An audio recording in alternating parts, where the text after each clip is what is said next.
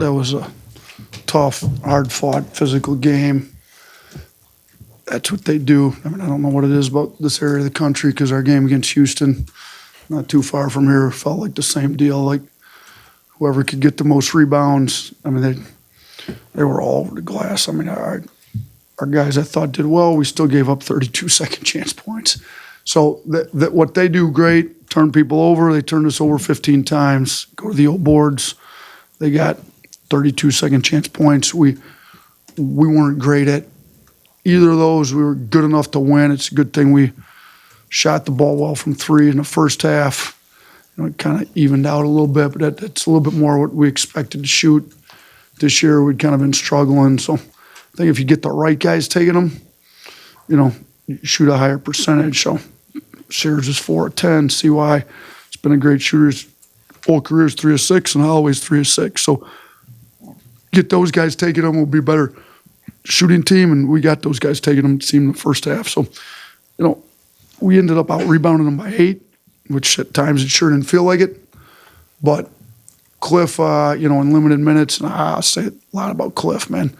A lot of guys would have just sat that one out after they rolled their ankle like he did, and he manned up, wanted to play, wanted to be there for his teammates, ends up with 10 rebounds and 16-plus minutes, and you know, you can't say enough about it because we ended up getting 54, and he got about 20% of our rebounds. So big game for him. I thought a lot of guys played well for us. Second game in a row, Jared, we chart these blue-collar points. They're kind of hustle plays that we knew we'd have to make a bunch of them because that's what Texas A&M does. I mean, they're hard playing, tough, hard-nosed, and Jaron won that. So can't say enough about what he's been able to do here the last couple games either. But this is a game, if you plan on winning the league, that we're trying to do that. You know, we've won it multiple times here since I've been here. You got to go on the road and win these tough games. You're up 15. You can't let that thing slip away like it was close to.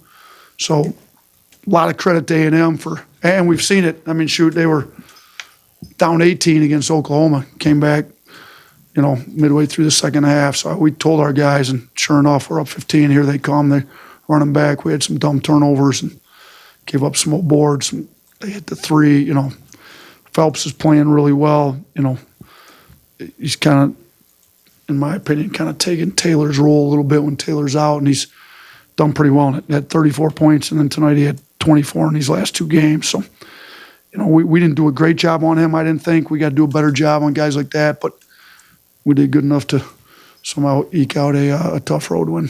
Questions for Youngblood first, Jack? Chris, I know you've been trying to get going here for a while. How'd it feel just to see a couple threes go through the net for you, especially on the road? Oh, it's the best feeling, but what really helped me do that, just get lost in the game, you know, focus on, like you said, the blue-collar points, and I knew, like, if I focus on that, the offense, and that'll come, so, yeah. Anything else for Youngblood? Okay, thanks, C1. Yes, sir. Good work. Get in that shower so we can get out of here. Yeah. Jack, go ahead, Coach. Nate, you mentioned that 7-0 run they went on. Just what was the message to the guys in that timeout to kind of settle them down? How did you see them respond? I mean, we got to quit turning the ball over because they score off turnovers. You know, we came out of the under 12 and immediately turned it over to them. We got to eliminate turnovers.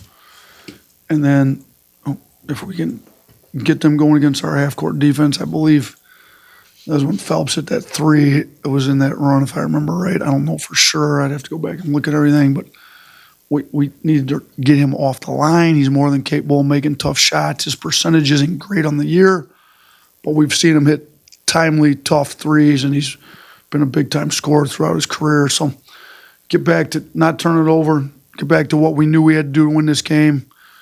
You know, make them take tough non-rim 2s. We didn't want their shooters getting 3s and then keep them off the old board. So just kind of remind the guys what we had to do. And they actually, I thought they were pretty good tonight, to be honest with you. I mean, they're pretty good every night, but I thought they really attacked us well. We just, you know, we're honestly, we're fortunate they couldn't make free throws. Like if they could make free throws, this game would have been a little bit different. Anything else? Coach, when y'all were up 15, you referenced that with about 7:40 to go. Did you feel like y'all had the game in control at that point? Man, No, way too much time left with the way they play. I mean, especially with some of our turnovers we'd had. We turned it a couple times. We turned it over and dodged a bullet, but we couldn't keep turning it over like we were. And I mean they make tough plays, man. They're a winning group. They expect to win.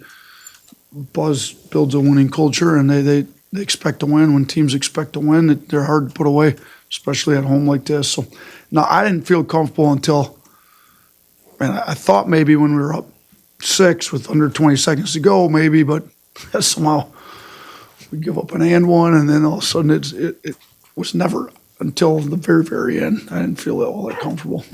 In the back? Coach, 58 team fouls today. How does that maybe change the way you play the game? And is that just what happens, I guess, when two physical teams go up against one another?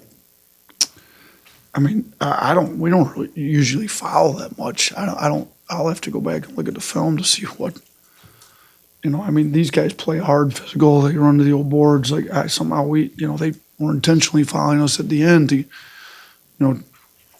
save clock and put us at the line when they were down. And somehow I got goal luck, man. We got a lot of rebounding fouls called on us. I mean, we'd been stressing we got to keep them off the glass. I guess maybe our guys, obviously they must have been holding, trying to keep them off the glass, and they're better at rebounding technique, and they obviously weren't holding us when we crashed. We're a pretty good offensive rebounding team too, but I don't know. Yeah, it's not a real smooth game. It took about 3 hours. I looked at my watch. We got done. It was almost 10 o'clock. So sure it was, people expect 3 hours on a football game, not a basketball game, but it is what it is. You keep fouling, they're going to keep calling them. Okay. Yeah, Coach, entering tonight, you said that the outcome of the game might have a lot to say about both teams' chances to win the league, at the end of the season. Do you walk away from this one a little more justified in that, or is this kind of what you were expecting? I mean, look, they're not going to lay down. I mean, Buzz been here as long as I've been in Alabama, and he's had some, tough starts, and then they get it together and they start winning.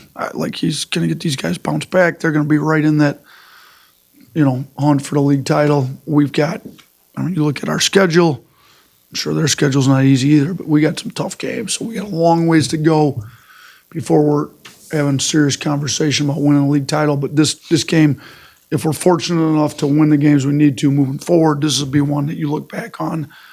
That was a big one in my opinion, because I think they're right there. I mean, they're top 10 team in the country. So to beat them on the road, it takes some toughness, and it's a big win for us. 2 more.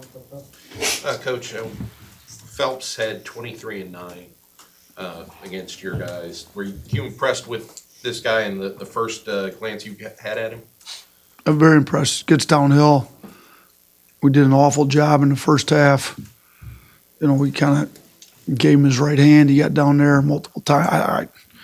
We haven't seen, basically the Oklahoma game was the only game that he's had this role, because he's been playing with Taylor. So, man, now that he's got his confidence going in this, when they do get Wade back, they're going to be a really tough offensive team to guard, because who do you put your best perimeter defender on?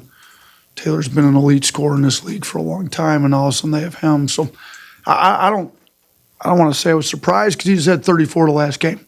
We tried to warn our guys, and we didn't do a very good job on him, in my opinion. Last one, Charlie Potter, go ahead.